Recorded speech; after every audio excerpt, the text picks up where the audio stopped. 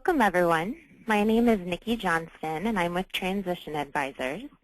Our webinar today is When Do You Start to Plan Your Succession? Before we begin, we need to cover a few important items. First, please close all other programs running on your computer. This will help to ensure quality presentation and reduce any audio issues. Transition Advisors, LLC is a proud and approved sponsor on the National Registry of CPA Sponsors per NASBA. In order for you to receive your 1 CPE credit for today, you must complete 2 requirements. First, you must participate in all 3 of the polling questions throughout today's presentation. And please note that GoToWebinar does monitor your participation in the polls. Next, an evaluation will pop up immediately after the webinar ends, and that must be completed before we can email your CPE certificate of completion. So please take a moment to complete that survey before you close your browser after the webinar. Once both of the requirements are met, I will email your certificate to you within 10 business days. In order to fully participate in the webinar, please take a moment to familiarize yourself with the GoToWebinar control panel on the right-hand side of your screen. The orange arrow on the top of the control panel will minimize it. During the presentation, all participants are muted, but you can communicate with us by using the question box toward the bottom of your control panel. Just type your questions in the box and click Send. Questions are important to us, and we would like to address any concerns you have, and our presenter will answer all of your questions throughout the presentation today. Finally, I would like to remind you that Transition Advisors offers a free 1-hour CPE each month, sometimes even more frequently. Our upcoming topics include innovative approaches to M&A deal structure and valuing your accounting practice. You can see those dates, the 4 upcoming webinars on your screen now, and you can see a full list of webinars, including the links to register for them on the CPE courses section of transitionadvisors.com. As a reminder, you received a link in the reminder email to download a copy of today's slides. I'll go ahead and send that link out to everyone now so that you can do so if you haven't already. If you'd like a PDF of the webinar after today's session, you can just email me by replying to the reminder email you received earlier today. Before I introduce our presenter for today, I'd like to go ahead and launch the first polling question. As a reminder, you need to answer the polling questions in order to receive your CPE credit. So the first poll is open now. The question is, how many partners are in your firm? So please take a moment. The options are 1 to 2, 3 to 8, 9 to 20, or 21 plus. We'll give everyone just a few more seconds to answer.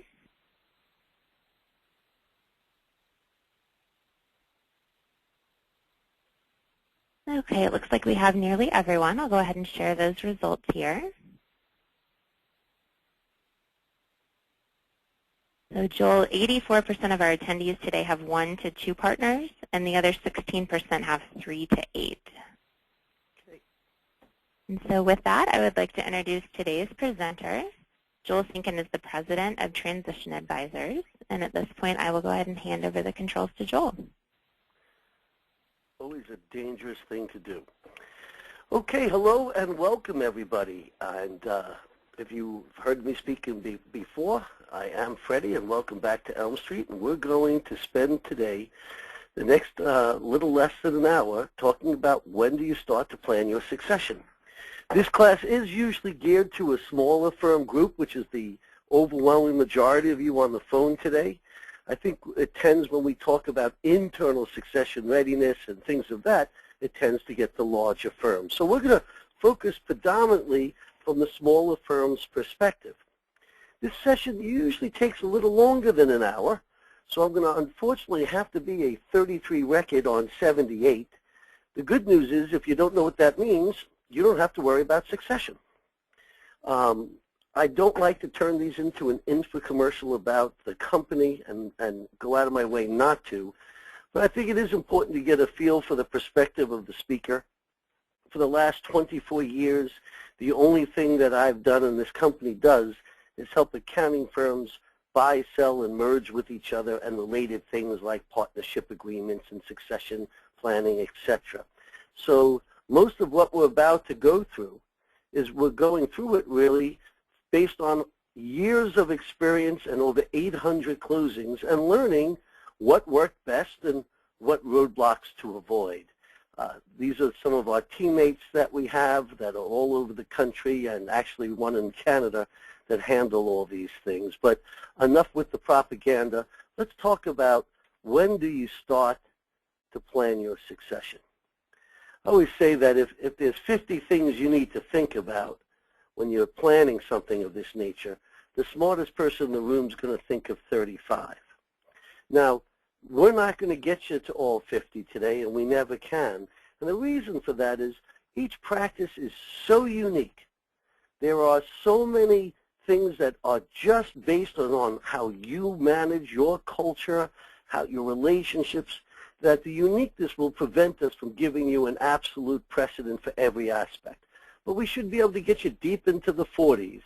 And as a result of that, it should enable us to get you to the point where the few remaining things, hopefully common sense, will prevail on. Let's start with a little bit about the demographics and what's going on out there. In 1993, just over 40% of the AICPA members were over 40 years old. According to the 2012 Succession Survey, that number is well over 70% right now. They also said, and by the way, if you're a member of the AICPA PCPS division, this is a great source to look at, this succession survey.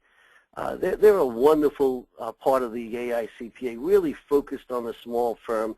They have tremendous benchmarks and statistics going on in their 2012 succession survey and MAP survey. A lot of them are startling, like this one.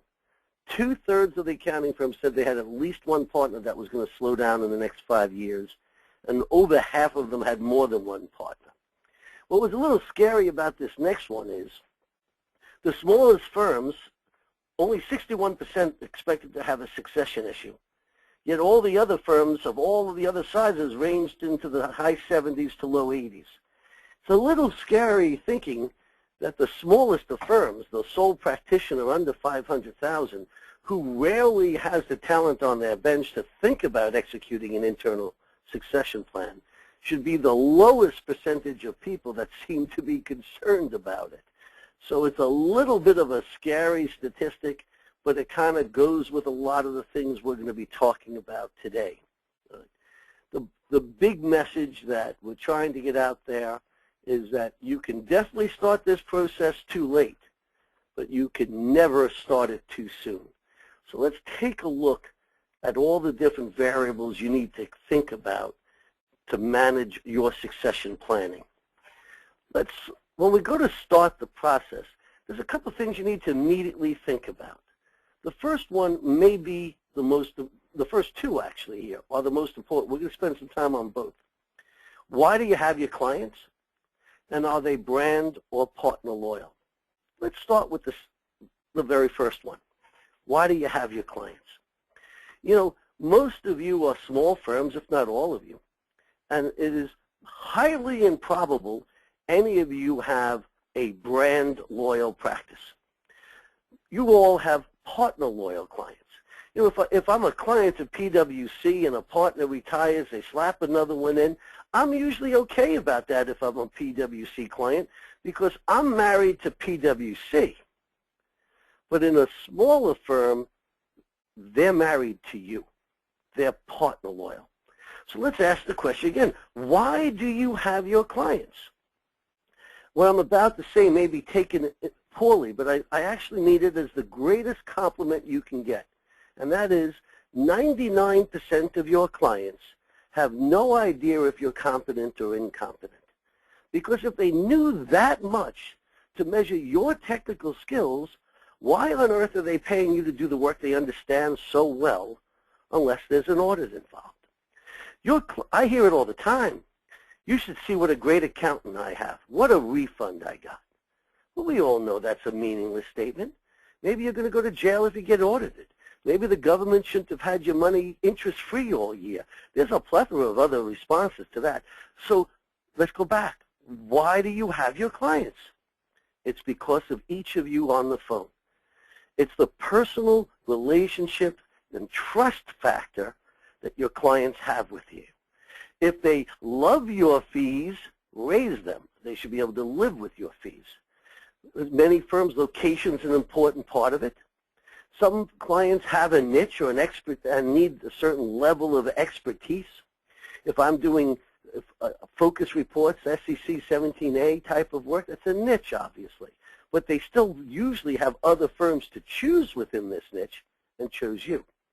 At the end of the day, it's the people and your culture that helped you generate and retain your clients. It's this fantastic blind faith that is unique to the accounting profession. But what it does do is it makes transitioning those types of clients, these partner loyal clients, in some ways more challenging, in other ways much simpler, and we'll look at both. So let's start with, when should we start to plan our succession? Well, if I'm a multi-partner firm, I should have planned it the day I formed the firm and signed a partnership agreement. I teach a class on partnership agreements, and I used to ask in that class how many people have a partnership agreement. When I changed it to how many people have a signed partnership agreement, that number noticeably dropped. But a multi-partner firm should have certain thought processes and language in there right away. But let's go back to the when should we start? The first place I ask someone is, how many more tax seasons do they want to work full-time? See, that's a very important starting point. And notice I said work full-time. Many of you on the phone might want to work 15, 20 more years, but maybe only 5 years full-time, and then in a reduced of counsel role. So let's look at how many more tax seasons you want to work full-time, and maybe right after tax season saying want to work isn't as good as saying need to work, or plan to work. But let me tell you why this is such an important thing. In 1990, when I first came into this profession, most of the small firms I dealt with, the partners were going out every month or quarter to see their clients. Heck, a lot of them did the work there.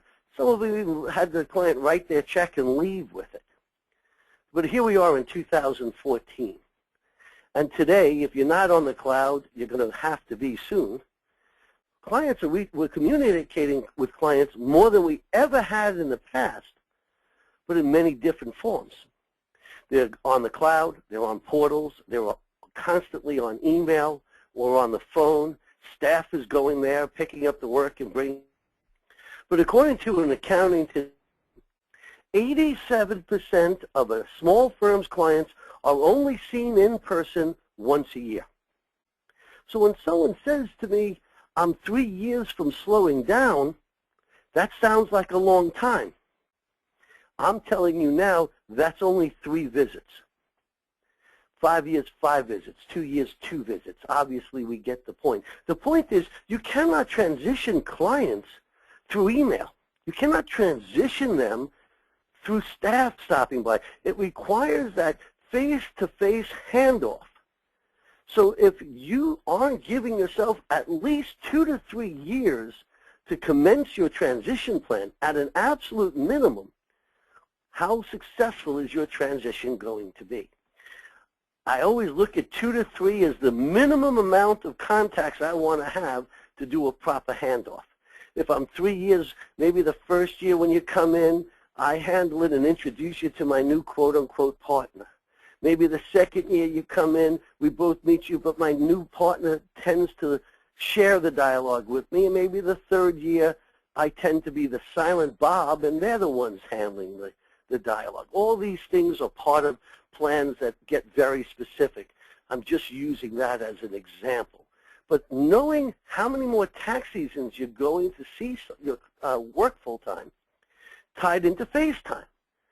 Heck, if you have one of those practices where you still do go out to see your clients on a regular basis, the only 1040s you do are the principals of these clients, you could transition a practice much quicker because of your constant being in front of their face.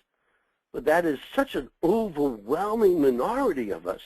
And the problem is, because of this partner loyal situation, we're not starting the process early enough. See, the good news is, if we do the transition correctly, And if we have time, we'll talk about that today. We do teach other classes specifically about how to retain clients. But we'll try and get to that a little today. Maybe, Nikki, if I run out of time, we'll have time left, you'll remind me to bring it up.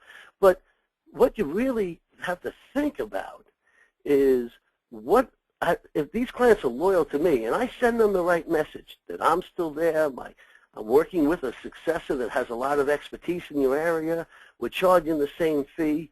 In many ways, the greater the loyalty, the easier it is to retain them. But it takes time to transition that loyalty. Other things that impact the starting of this process includes things like investments into technology or leases. Had a firm last year in our Chicago market doing about $3 million that was woefully behind in technology. They realized they had to get paperless, they had to get multiple screens, they had to do a whole bunch of things on many levels. But of the four partners that owned it, 2 were looking to slow down, and they didn't want to make the investment if they were slowing down. That was part of the reason they elected to merge into a larger firm and allow the larger firm to make that investment. So this way, the people that were seeking succession in the near term didn't have to make that investment themselves. A big mistake people make all the time revolves around leases. I got a call very shortly after tax season from somebody in our Florida office, and that practitioner called me up and said, listen, I've got a wonderful firm. I don't want to go through another brutal tax season alone. I'd like to create an affiliation that leads to succession, and I've got great news for you. Just last year, I signed a fabulous lease, well-appointed space, great access to it, and even a little bit under the market, and I've got another 6 years left on it. So I asked this gentleman, how big is his firm? He said he was doing $900,000. I said, how big do you think your successor should be? His estimate was $3 to $5 million. I said, okay, don't you think they have an office? See, what that gentleman did by signing that lease and personally extending it like that was he eliminated 80% of the potential firms that would have had an interest, that were local firms, but didn't want another office 5 blocks away. Those that are interested are most likely either firms not in the area who want to be, which are harder to develop and find, or more likely people that are in the area that will reduce the offer they make to that seller due to the cost of carrying that extra location.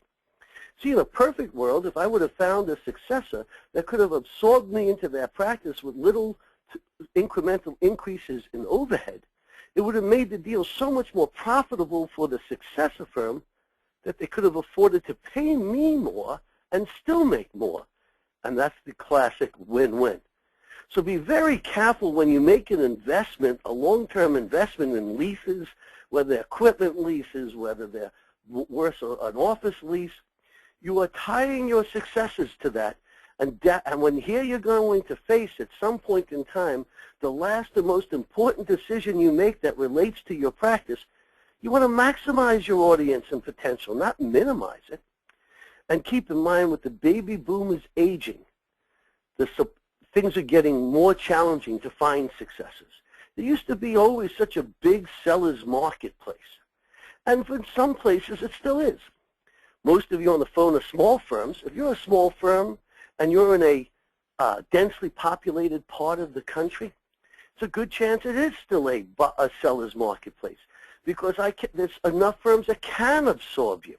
If I'm 3 million to 8 million, there's not a lot of firms big enough to absorb me for the larger firms on the phone today. So, but each year, there's an increasing quantity of practitioners seeking a succession solution because of the aging of the baby boomers.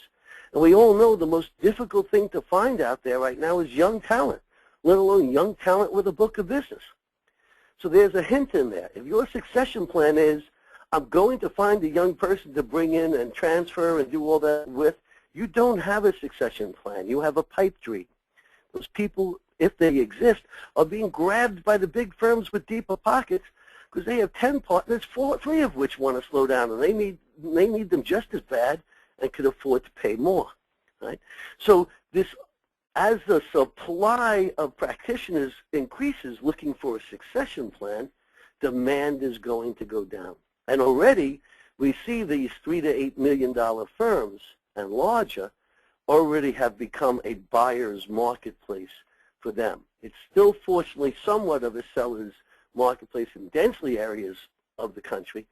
But if I'm 3 hours outside of Boise, Idaho, I might be in some of the most beautiful country we have. But if there's one accountant for every 3 zip codes, once again, it's a buyer's marketplace for that. Now, when we are in this process, we need to start to think of what's going to identify our successor. What does success look like?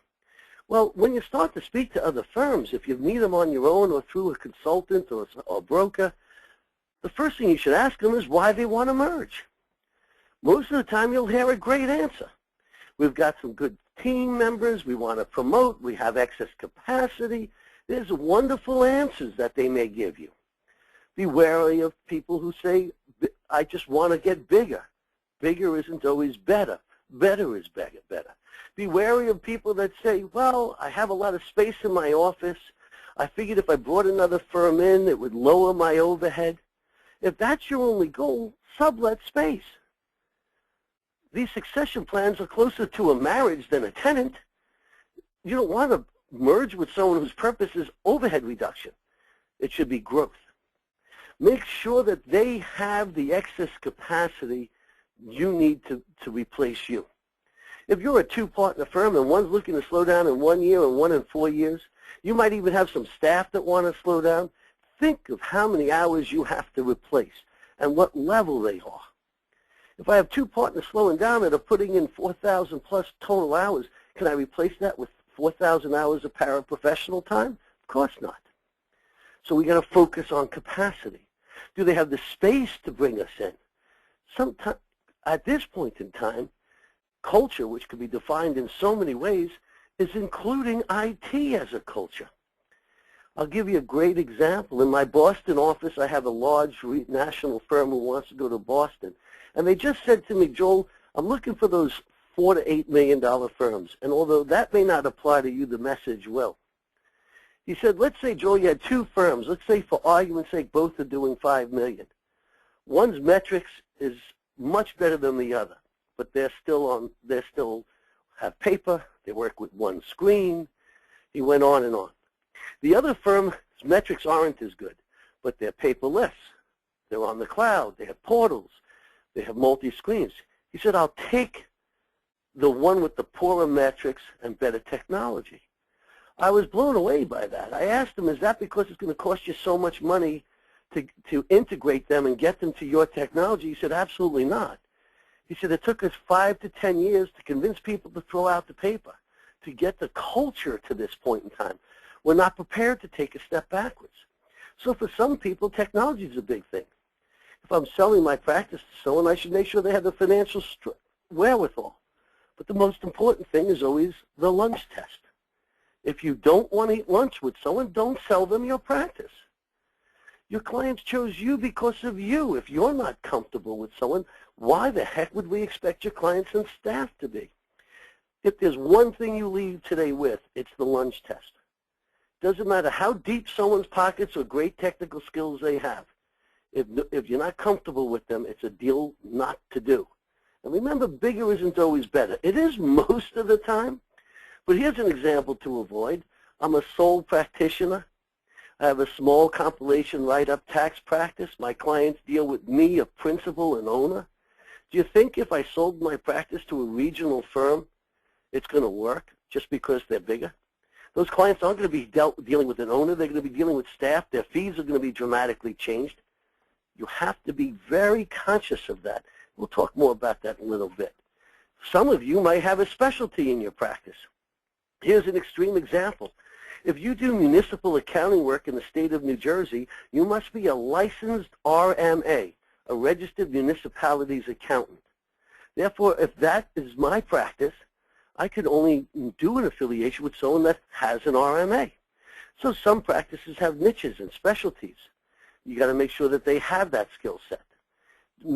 Some people like to focus a lot on the size of the successor.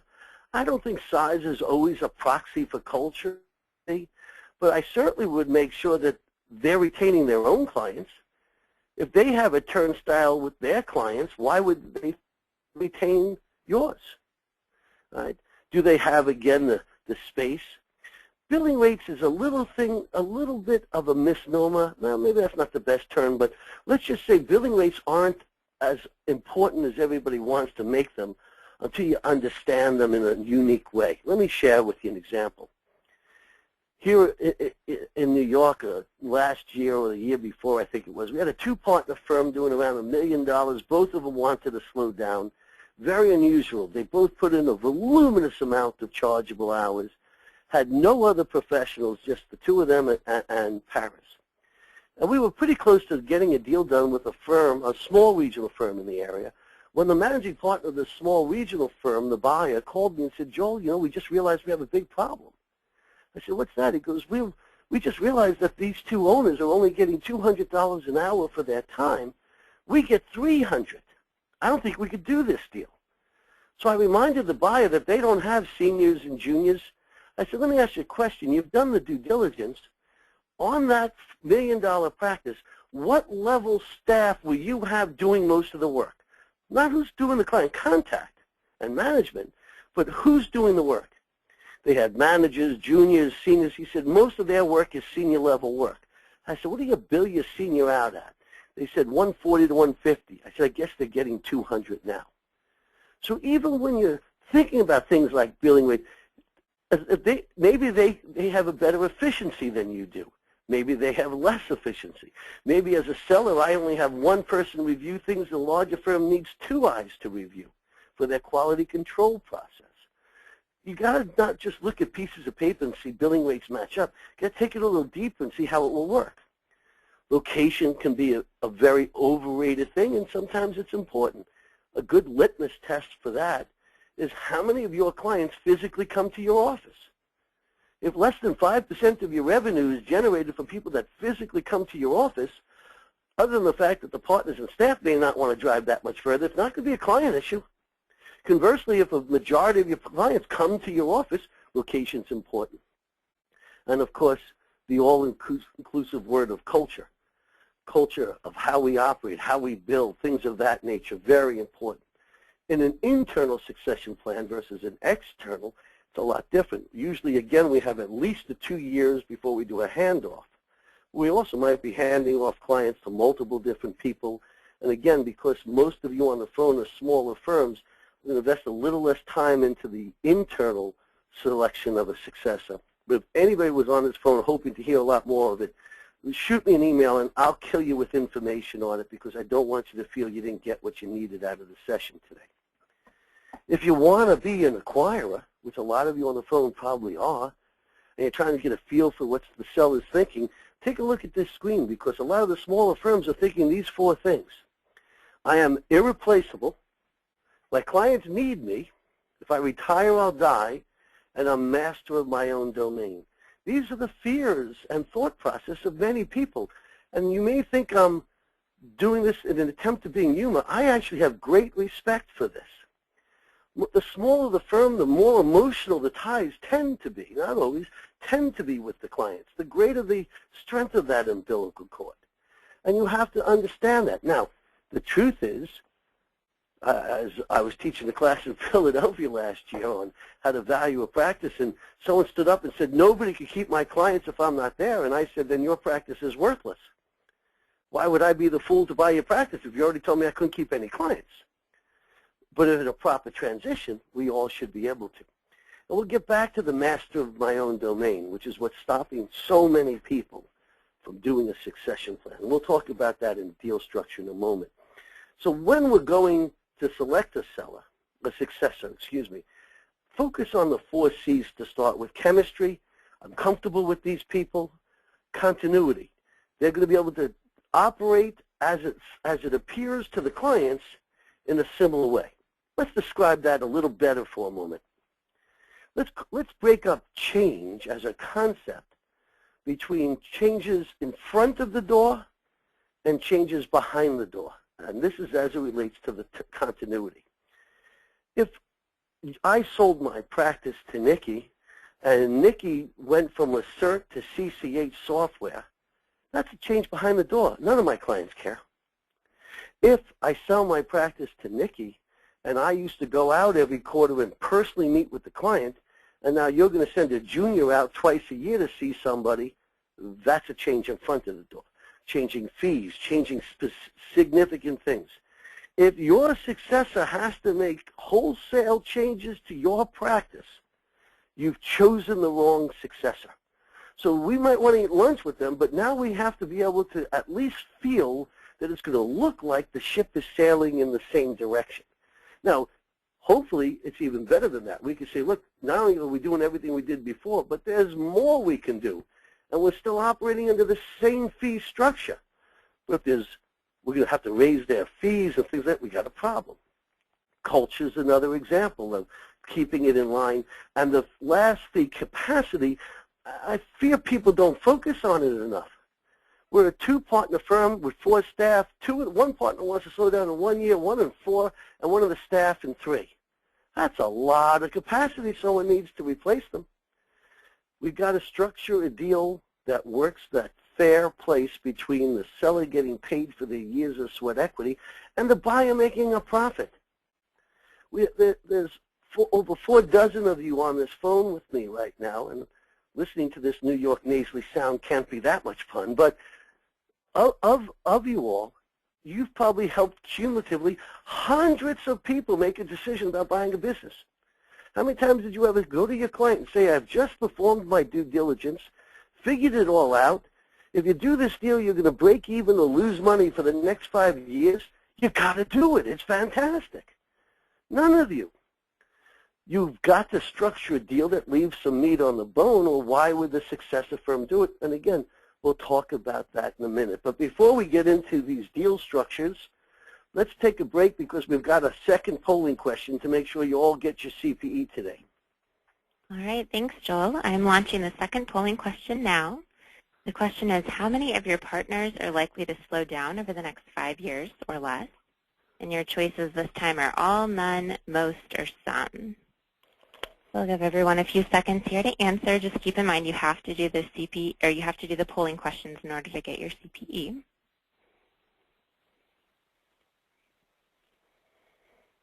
All right, it looks like we've got everyone having responded, Joel, so I'll go ahead and close it. And the results, as you can see there, about 44% say all, 29% none, 20% some, and then 7% answered most.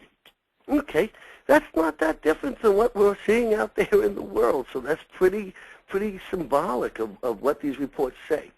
The 29% that have nobody looking for succession are one of two. They're either the firm that's just trying to understand the playing field for the future, or firms that are thinking about sellers thinking about. Either way, I applaud you. For the rest, obviously, there's a succession plan. Where it gets kind of tricky is when you have a firm that may have 3 partners. In California, we spoke to a firm like that just yesterday. 3 partners. One wants to get out fairly quickly, 1 in 5 years. One's only 46 years old, doesn't want to go anywhere, but he lacks the capacity to replace the other 2.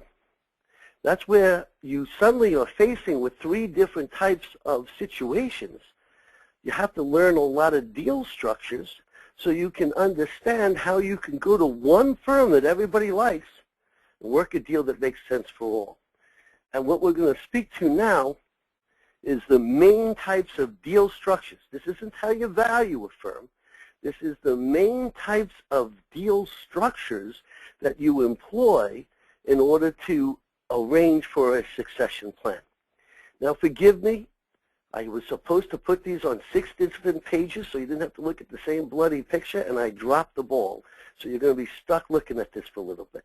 So let's talk about the first one. The first one is a straight sale. Now, let's not misinterpret that. I am hoping that that doesn't mean I'm selling you my practice May 1st and going to Boca Raton May 2nd. What I'm saying in a straight sale is someone is not looking to stay on as an equity partner. They're not looking to stay on full-time.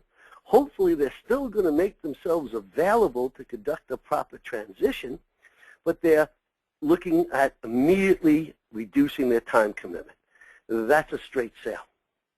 Now, for a lot of those people, it sounds like they waited too long. and they probably have, but as long as you're still going to be available to conduct that transition, you might be able to get away with it. Would have been far better to start that process earlier, especially if you're one of those firms that has most of your clients you only see once a year. An interesting type of deal structure that we don't see all the time, but we're starting to see it a little bit more and more, is a buy-in to a buyout. I'll give you an example of one that we did in our Maryland office last year. We had a firm doing around $800,000 who was fortunate enough to identify a young practitioner with a $200,000 practice. Very rare, but wonderful for them. Here's how we structured that deal. When they merged together, the new firm was $1 million. In order for the young person to be a 50% equity owner in that firm, they really needed $500,000 in revenue, but they only came in with $200,000. So they acquired $300,000 in revenue with a payout period, etc. That was the buy-in, and then 4 years later, the original owner was going to slow down further, and there would be a buyout, a buy-in to a buyout. Not always buying into equal. It's very hard to get someone motivated to buy in to be a 5% partner, but it's a buy-in. Now, one of the other types of hybrids of a buy-in to buyout is, let's take that same example, 800 and 200. But sometimes the person with 800 doesn't want the responsibility, the liability, or anything to do with the pre-existing practice, in which case that young person could have bought in a 50% equity interest into the 800,000 or some higher or lower percentage and kept their 200,000 on the side. I see that a lot more with bigger firms where it's a $3 to $8 million firm acquiring a $1 million firm, and they're buying into that with a buyout because the $1 million firm didn't want the exposure of the larger firm. A merger to a buyout is the same thing we just described with no buy-in. So let's use that same silly example, 800,000, 200,000. The new firm's $1 million. The gentleman or lady who came in with 200,000 is a 20% equity owner, and when the gentleman retires in 4 years, she buys them out, and that's a merger to a buyout. One of the most interesting things that we're seeing more and more of is different types of cull-out sales. There's three main types of them. The first one is a cull-out sale of a niche. Let's take an example. In Philadelphia, just in January, I think it was, we had a firm doing about $1.2 million, of which $300,000 was generally coming from expert testimony, litigation support. The other $900,000 was more traditional accounting work. Well, he loved doing the niche, didn't like doing the other stuff. He kept the niche, sold the balance. Here's even a better example. In New York, I personally managed a deal 2 years ago. It was a gentleman who was doing about $600,000 in accounting, but had hundreds of millions of dollars under assets and really loved the wealth management side. The only reason he kept the accounting firm was he felt it was the stepping stone that launched him into wealth management with his clients. The deal we struck for him was very unique. We had a lot of high net worth individuals doing wealth management. The agreement follows the management signed a non-compete in traditional accounting and compliance work. The accounting and tax firm signed a non-compete in the wealth management. They bought the accounting firm and not the wealth management. But to the world, it was held out as a merger of specialties. The seller sent out a letter that we helped them draft that basically said it's impossible to stay on top of the day-to-day changes in the tax laws and the constant upheavals going in the market. So I've merged with Jane Doe. Jane's going to help me by focusing on the accounting and tax. I'm going to focus on your wealth management. Well, we still are working out of the same location. They literally moved in together. They also created a new business incentive program where they referred work back and forth to each other. Great retention, a cull out. So that was culling out a niche.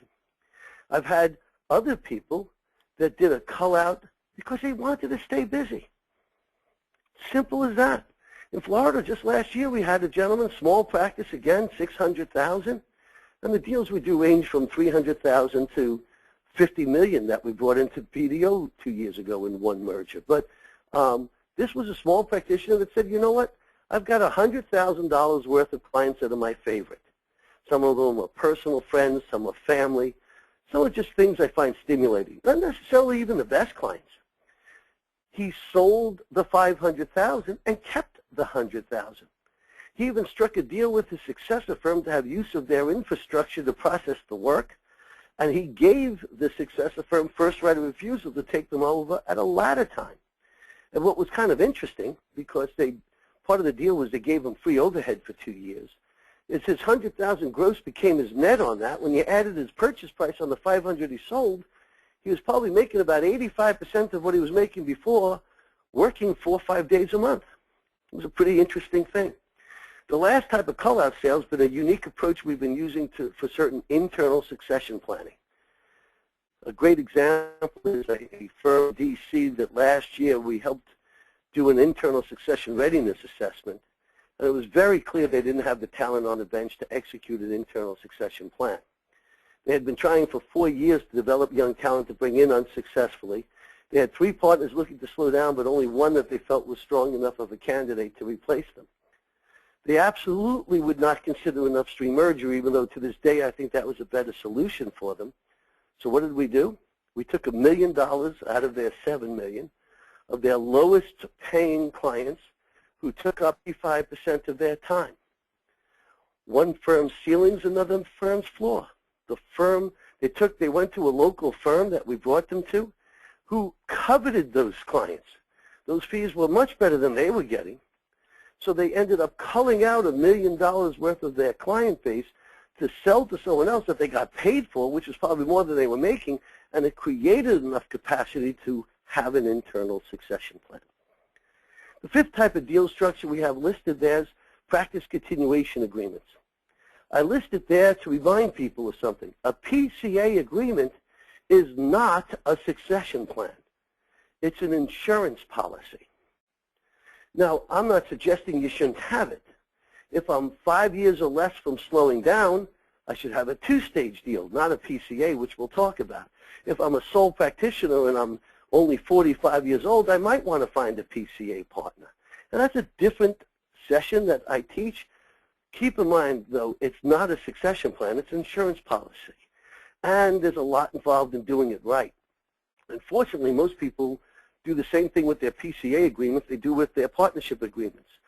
Hopefully sign it, but then put it in a drawer and never read it again. If you're going to be my PCA partner, that if I get temporarily disabled, you're going to step in, twice a year I should have updated you all of my client list, all my PIN codes, everything. Other than if I don't, it's just a glorified search and destroy mission.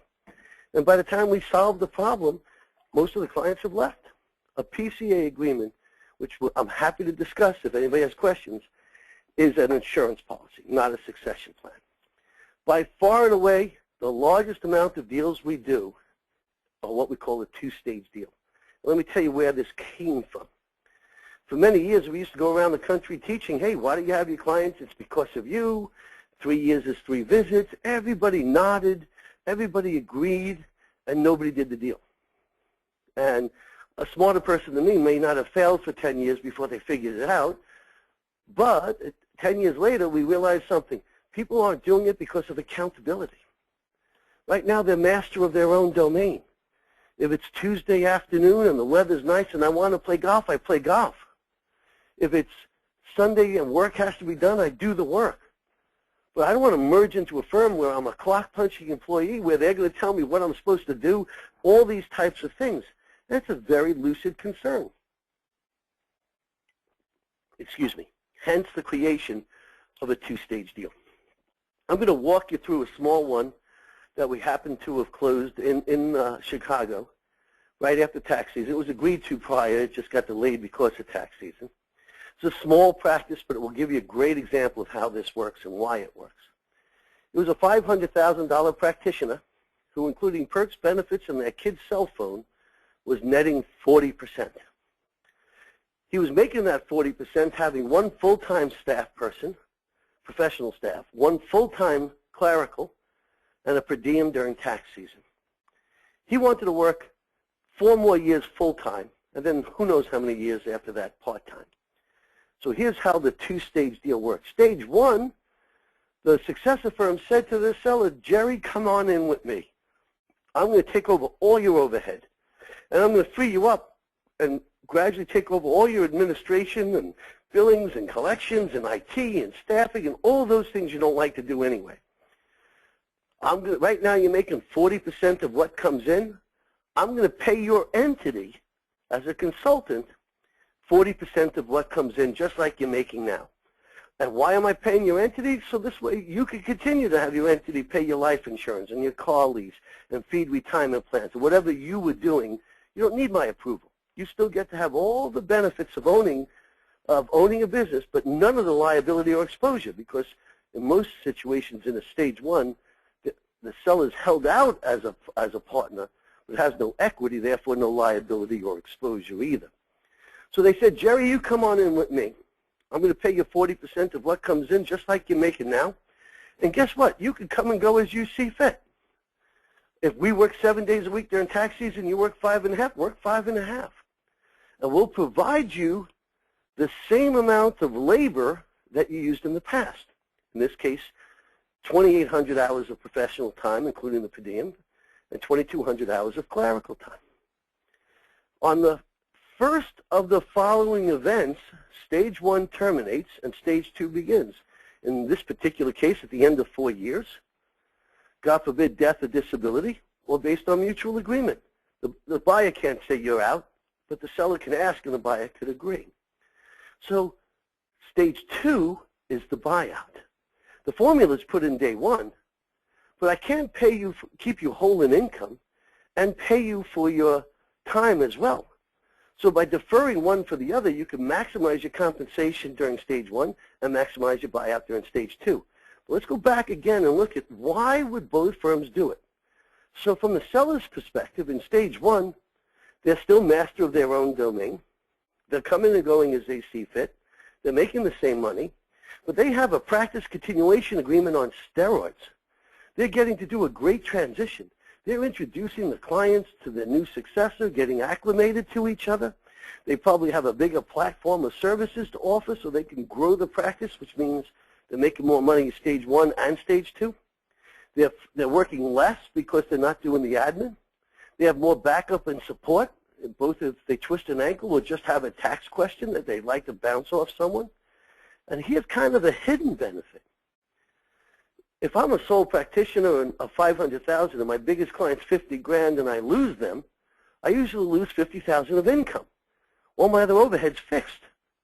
Now I only lose 40%. So it even protects me on the downside. And because my ultimate purchase price is predicated on client retention 99% of the time, by having a great transition, I'm maximizing retention and maximizing my revenue. So why would the buyer do something that sounds so good for the seller? Why would the buyer do it? Well, let's understand first that there's a reason the buyer doesn't care how much time the seller puts in.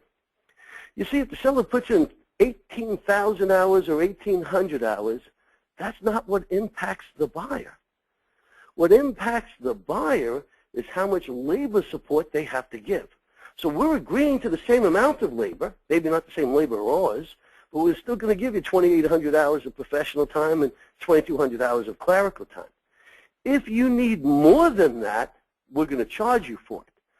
But if that seller, Jerry, didn't do this deal with them and needed more labor, he'd have had to pay for it anyway. So that's not a big deal.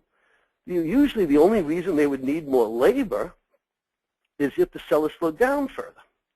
So we're not tying the seller into being an clock-punching employee, because it doesn't matter to us how much they work. It matters to us how much we have to provide them. So why, again, will the buyer do it? Okay, well, we have the protection there, but here's why. Let's look at that practice.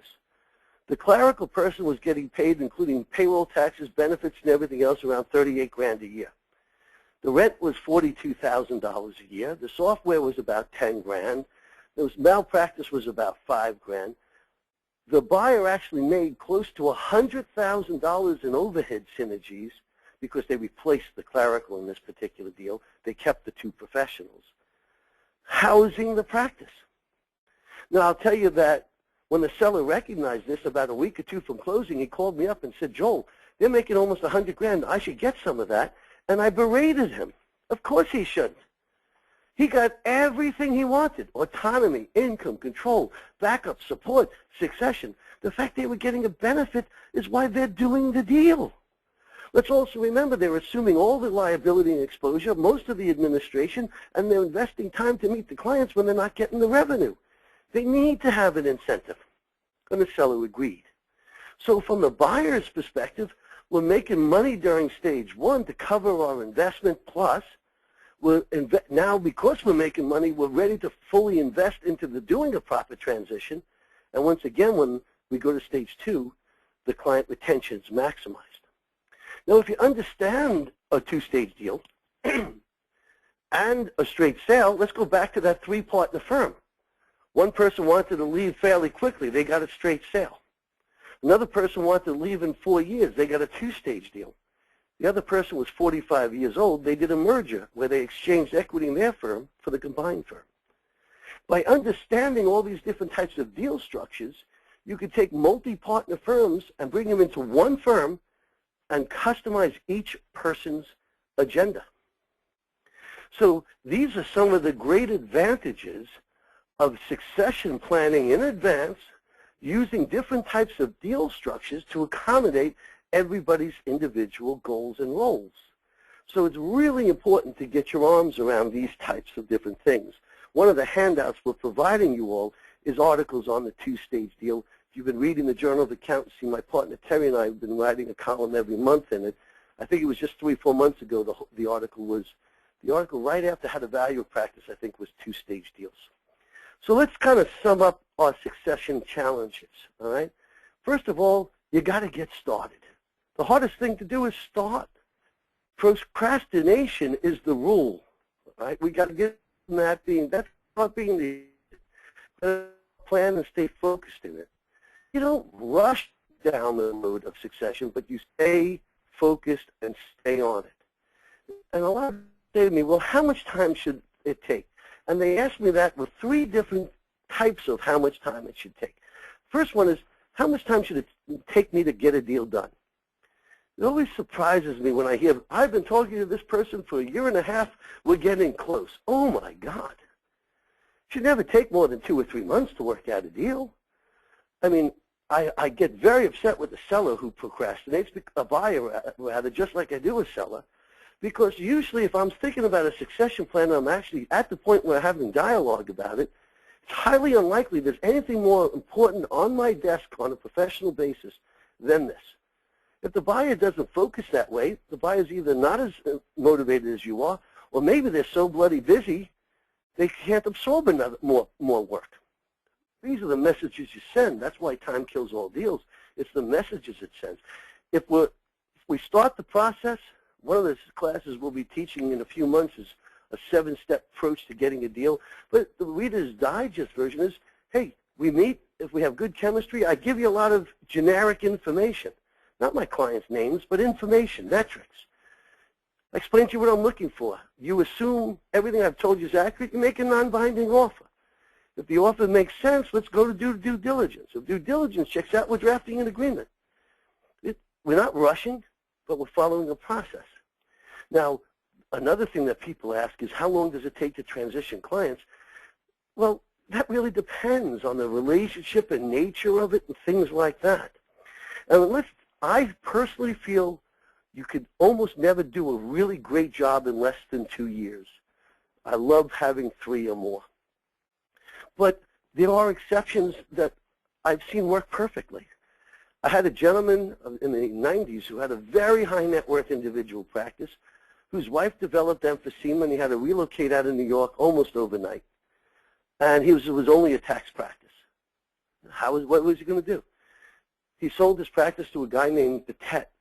We created a dummy PC. If it was done in 2000s, it would have been an LLC, where we basically put both their names in the firm, and we sent out on a letter. and the letter came from the original seller. It said, hey, I've just merged with Mike Patet. Mike's an expert in the Clinton tax laws and the modern computerization of accounting, especially as it relates to the interview process. He finds ways to develop new methods to reduce your tax liability. So Mike's going to do the interviewing this year. We'll do the returns together. From Arizona, he called each client and set the appointment. When the appointment was over and the tax return was done, the buyer faxed it out, in those days in that curly paper, and the seller would get it and call the client. Hey, Mike and I just finished doing your return. Here's how much you're getting back. You have any questions, call me. And here's where they really taught the world a lesson. If a client did call the office and the buyer got on the phone, hey, I had a real question and it really relates to something we've done for the last couple of years, I need to speak to Jerry, the seller. Well, Mike said, no problem. He called Jerry in Arizona. Jerry called back the client, listened to the thing, and here's what he did right. He said, hey, I remember it well, but a lot of laws have changed, lots of new regulations. Let me discuss it with Mike, and we'll get back to you with the answer. And Mike called with the answer. That's a transition. See, if the seller would have still answered that question, no transition took place. He didn't make himself stupid. He just took advantage of an expert. Part of having the time to do it right is usually easier when we're working shoulder to shoulder, but it could even be done when we're apart. But those are the rarest of times. But for that matter, the opposite. I've had people work 3 years together and never introduce one person, still answer every question. And when they left, we lost 20% of the clients, which should never happen. So it's hard to say how much time, but if you were hoping to do face-to-face transitions, not these forced transitions, you're looking at 2 or 3 years. And when someone says, what's the least I have to work? Well, working and transitioning are two different things. Think of it this way. Over the last 12 months, how many hours did you spend in the same room with your client? Maybe 200 hours all year long that you spent with a client? So if next year you spent the same 200 hours, would it look any different? These are for the rush jobs. I bring them up because I know people are going to say, hey, that was my last tax season, but shame on you. The best plan is a two-stage plan where you get yourself in there, retain autonomy, control, and income, but create a transition plan. Let's not be the shoemaker's shoe. How many of us don't have a succession plan but have forced our clients into planning one? We've got to be more on top of that. So these are some of the thoughts on how to plan a succession. Some of the future CPE we'll be teaching is going to be more on how to value it, practices, what to look for in due diligence, the keys to transitioning clients, what should go in an announcement letter, who should get a phone call, all sorts of these types of things. But, Nikki, before we go to the third polling question and the last one, are there any questions anybody had that we should be addressing? No, Joel, we didn't have any questions today. So I bored the hell out of everybody again. Okay. So let's get everybody. You were just very thorough. Oh, that's, you and my mom. I could always count on both of you. Okay, let's give them all that last polling question so they can make sure they get their well-deserved CPE. Okay, I just launched the final polling question. You should see it here in front of you. Which best describes your current firm goals? Your options are growth through merger and acquisition, transition practice in near future.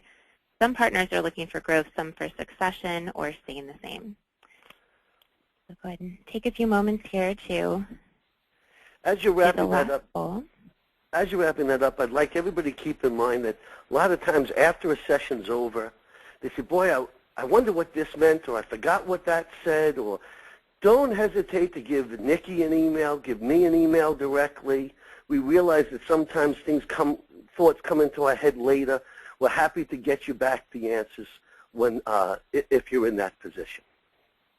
Yes, you can reach us. Joel's email address is there on the screen, or you can just reply to any of the reminder emails or the follow-up email that you'll receive from GoToWebinar. Those will go directly to us. And as a reminder, your certificate will be issued within the next 10 business days.